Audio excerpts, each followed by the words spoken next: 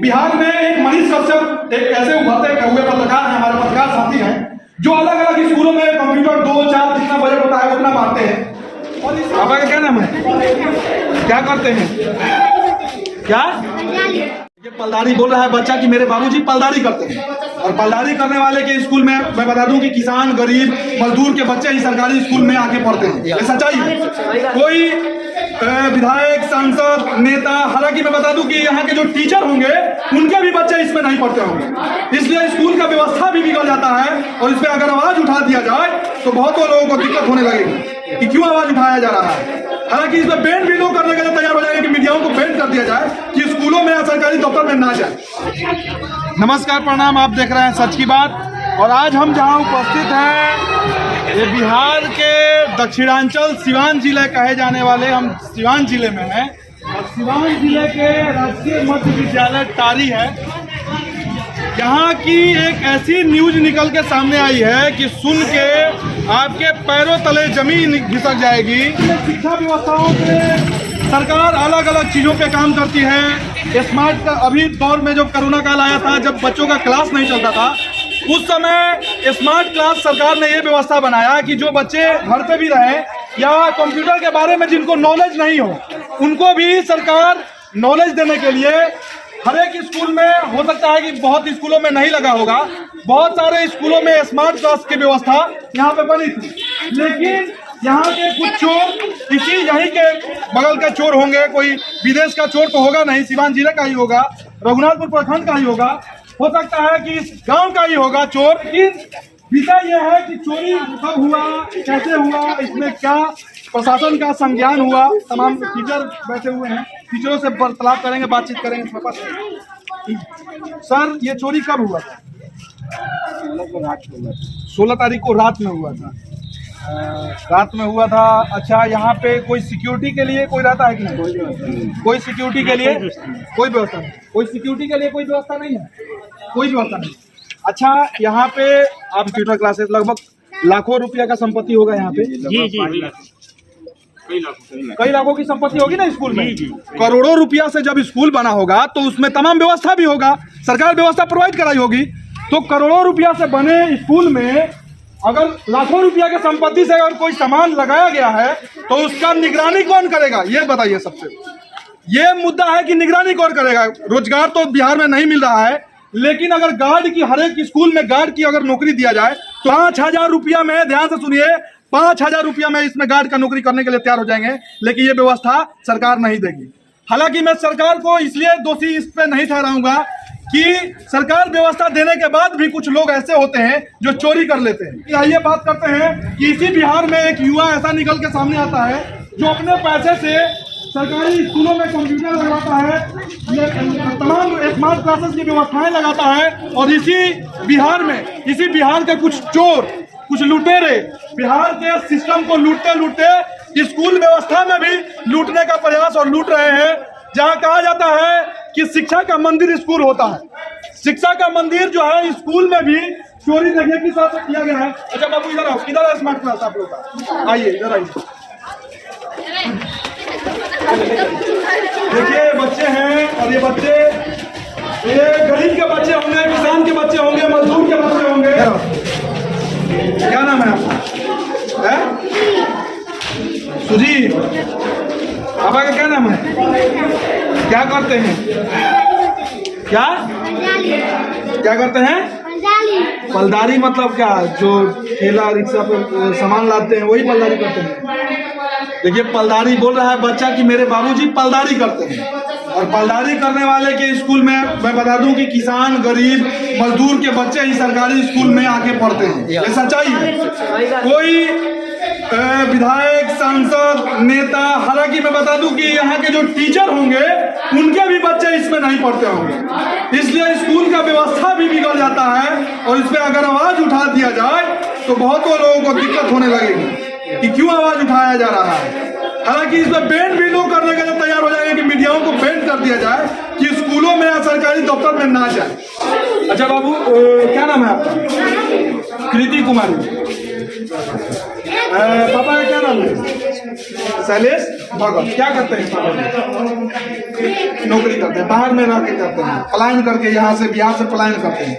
और बच्चे इधर आओ, क्या नाम है बनी?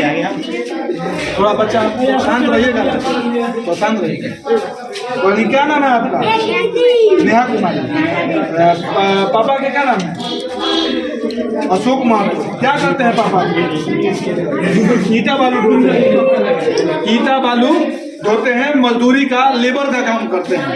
यहाँ पे ऐसे तमाम बच्चे होंगे जो जिसके पिताजी किसान हैं, लेबर मजदूरी करते हैं, भट्ठा पे ईटा पकाते हैं, और जो है कोई पलदारी करता है। ऐसे बच्चों के भविष्य के लिए सरकार ने वो व्यवस्था देती भी है। तो कुछ चोर लूट लेते हैं, कुछ अधिकारी लूट लेते हैं, बनाना होता है, भवन बनाना होता है, और बच्चों के लिए खाने के लिए अगर पैसा आता है उसमें जो है कुछ प्रधानाध्यापक भी चोरी कर लेते हैं। तमाम लोग चोरी लूटपाट करते रहते हैं। ये बिहार की शिक्षा व्यवस्था की सच्चाई है।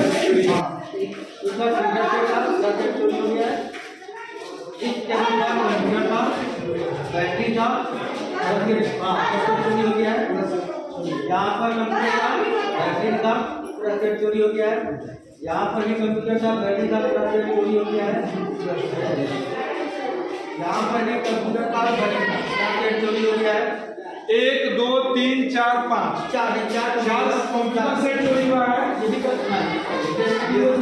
तीन को छोड़ा है, लेकिन बैटरी चोरी कर दिया है। बैटरी छोड़ इसके ऊपर भी कीबोर्ड छोड़ दिया है, और सिस्टम जो है ऊपर का सिस्टम और बैटरी चोरी कर लिया। इसके ऊपर का भी सिस्टम और बैटरी चोरी कर लिया है। ध्यान से देखिए, 3 4 5 6 कंप्यूटर से 8 और 1 प्रिंटर। 6 कंप्यूटर से 8 बैटरी, 1 प्रिंटर से उसका भी बैटरी सब चोरी कर लिया। माउस भी चोरी किया है, कीबोर्ड भी चोरी किया है, हेडफोन था। अच्छा, हेडफोन 10 हेडफोन चोरी किया है। 10 को इसको क्लोज डाउन किया है, जिससे ऊपर मशीन खोल लिया है। ये प्रोजेक्टर है, प्रोजेक्टर का ये मशीन खोल लिया है। लेकिन बटन चोरी किया है। ऑर्डर भी चोरी किया। शिक्षा का कहा जाए मंदिर है, और गांधी जी को ध्यान से देखिए कि गांधी जी का तस्वीर लगा है, डॉक्टर राजेंद्र प्रसाद का तस्वीर लगा है। तमाम जो लोगों ने देश के लिए बलिदान दिया, कुर्बानी दिया, उन लोगों का नाम आज हम लोग मरने के बाद भी लेते हैं। ये सरकार ये तमाम व्यवस्था दी थी इसलिए कि गरीब का बेटा, मजदूर का बेटा, कोई ईटा पाटने वाला का बेटा, कोई पलदारी करने वाला का बेटा भी कंप्यूटर की ज्ञान ले सके। यही सब इसीलिए बहुत खुशी थी कि हमारे विद्यालय के बच्चे कंप्यूटर सीखेंगे। अच्छा, और साथ में हम लोग भी सीखेंगे। लेकिन दुर्भाग्य कहिए या काय होता है कि हमारे बच्चों का भविष्य छीना जा रहा है। बिहार में एक मनीष कश्यप एक ऐसे उभरते हुए पत्रकार हैं, हमारे पत्रकार साथी हैं, जो अलग अलग स्कूलों में कंप्यूटर 2 4 जितना बजट होता है उतना बांटते हैं। और इसी बिहार में अगर कोई चोर चोरी किया होगा तो इस बिहार का ही होगा, यही का होगा, हो सकता है इस प्रखंड का होगा, इस जिले का होगा, दूसरे जगह का वो नहीं होगा चोर।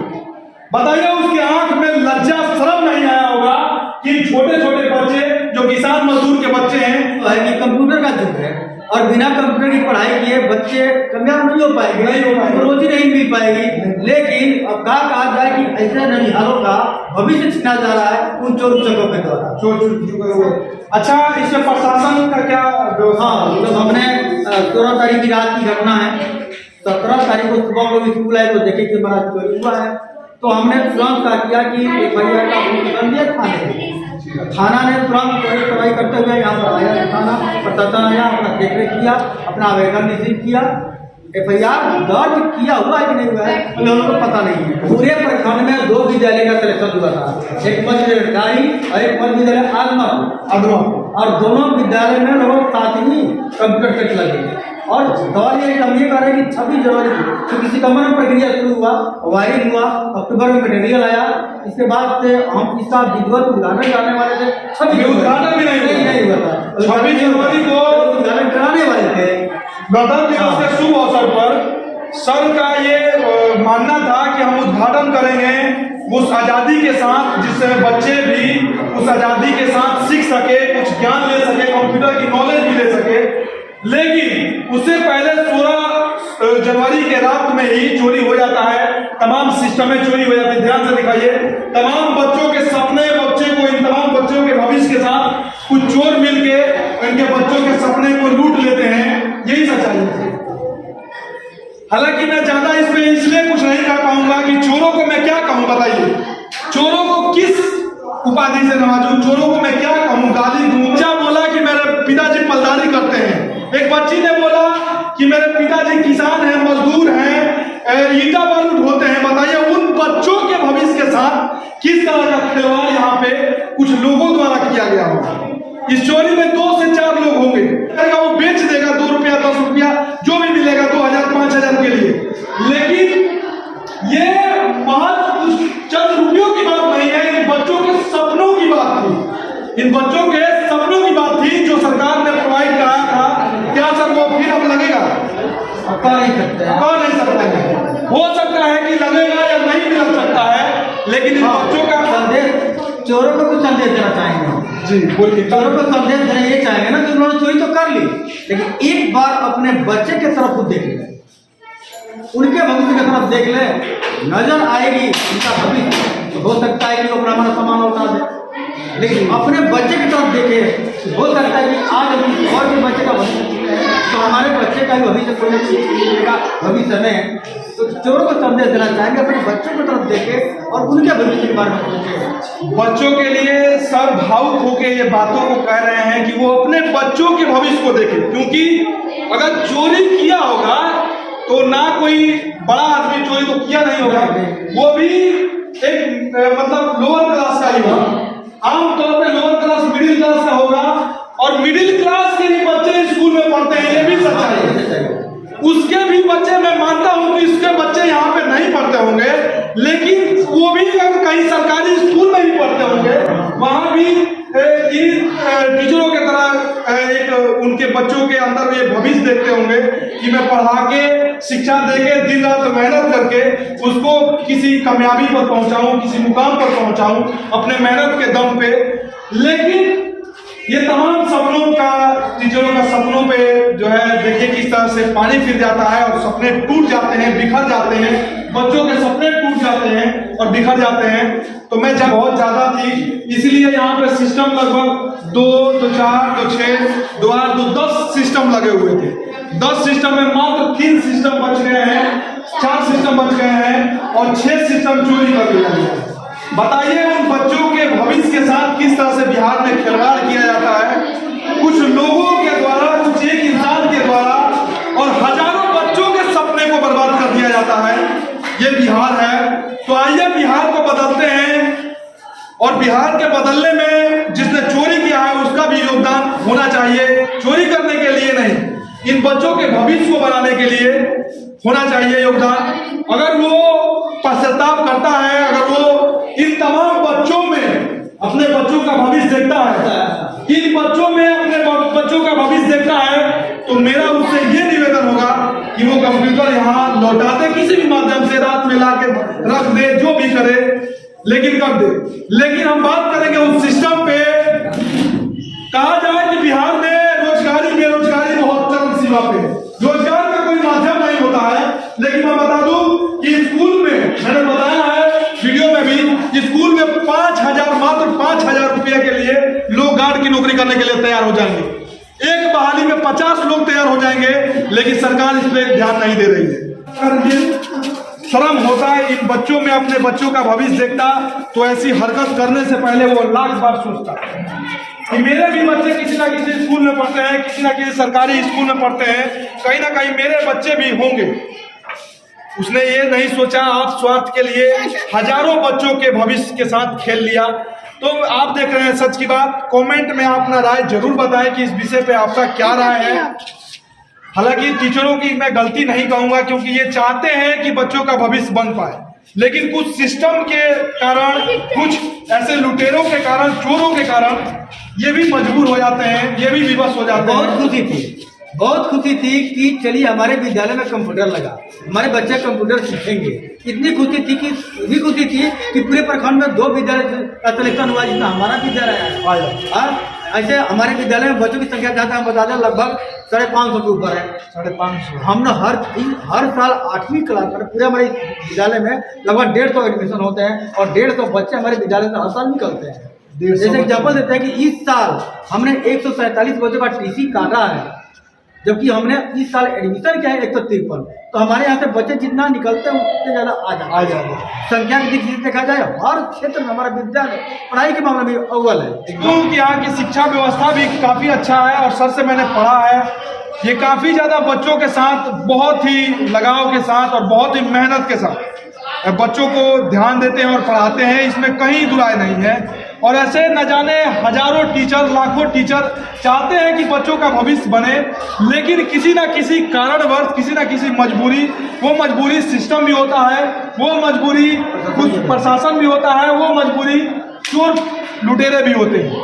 तो इन मजबूरी के कारण इन टीचरों का जो है हाथ और पैर को जो है कहा जाए कि काट दिया जाता है। बंद गया है। सिस्टम तो आया, गवर्नमेंट ने सिस्टम तो दिया, लेकिन समाज के लोग नहीं चलने दिया। समाज ही के लोग नहीं चलने दिया। बताइए, सरकार ने वो तमाम व्यवस्था दिया और समाज के लोगों ने लूट लिया। हाँ, प्रशासन के समाज डिपार्टमेंट बारे में ये कहेंगे ना कि कंप्यूटर लगाने से पहले जब इतना संपत्ति आया तो पहले यहाँ पर सुरक्षा गार्ड की व्यवस्था करनी चाहिए। जी, बहाली करनी चाहिए। ये मैंने वीडियो में भी बताया कि गार्ड की बहाली बहुत जरूरी है, क्योंकि सर लगभग 10 सिस्टम है तो लाखों से ऊपर की 4 से 5 लाख मान के चलिए, 5 लाख की संपत्ति है। 5,000 रुपया पे अगर किसी लोगों को बहाल किया जाए तो यहाँ पे 50 गांव के तैयार हो जाते। सच बात है। ये तो अरे बड़ी घटना हो गई ना। इससे पहले छोटी छोटी घटना जैसे चापाकल काट लेना, बच्चों का बेसिन तोड़ देना, मोटर खोल लिया, सब वायर वगैरह सब काट देता है। मतलब इस विद्यालय के जो माहौल अभी चल रहा है ना, उन चोरों के द्वारा, उचकों के द्वारा, बदमाशों के द्वारा हम लोग परेशान से हो गए हैं। फिर भी अपनी मेहनत से चलाते हैं विद्यालय को ढंग से। लेकिन कुछ भ्रष्ट लोगों द्वारा देखिए ये काम हुआ है भ्रष्टाचार के द्वारा। देखिए ये भी भ्रष्टाचार ही हुआ।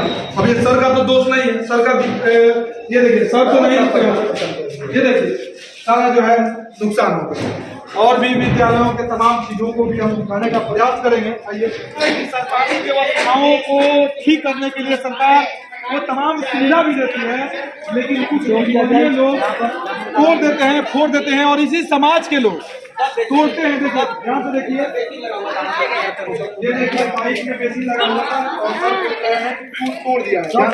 ये देखिए तोड़ दिया है। ये देखिए चापाकल का हेड खोल लिया, ये चापाकल भी चोरी कर लिया गया है यहाँ के चोरों के द्वारा, लुटेरों के द्वारा। और ये चापाकल शायद नहीं चलता है, ये चापाकल वहाँ है और टंकी भी देखिए फूट गया है।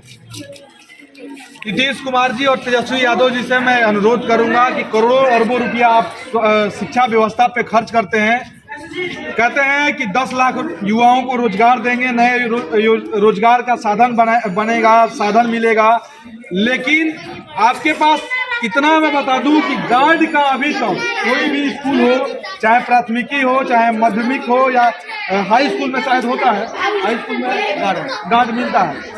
मिडिल स्कूल जो होता है, माध्यमिक स्कूल जो होता है, उसमें गार्ड नहीं होते हैं। इसके लिए एक बिहार सरकार रोजगार का भी व्यवस्था करेगी और जो सरकार मुहैया कराती है बच्चों के लिए तमाम सिस्टम, तमाम व्यवस्था, उस पर भी चोरी नहीं होगी और वो तमाम चीज़ें भी बच पाएंगी जिस तरह से लाखों की संपत्ति लूट ली गई। आप देख रहे हैं सच की बात। जय हिंद।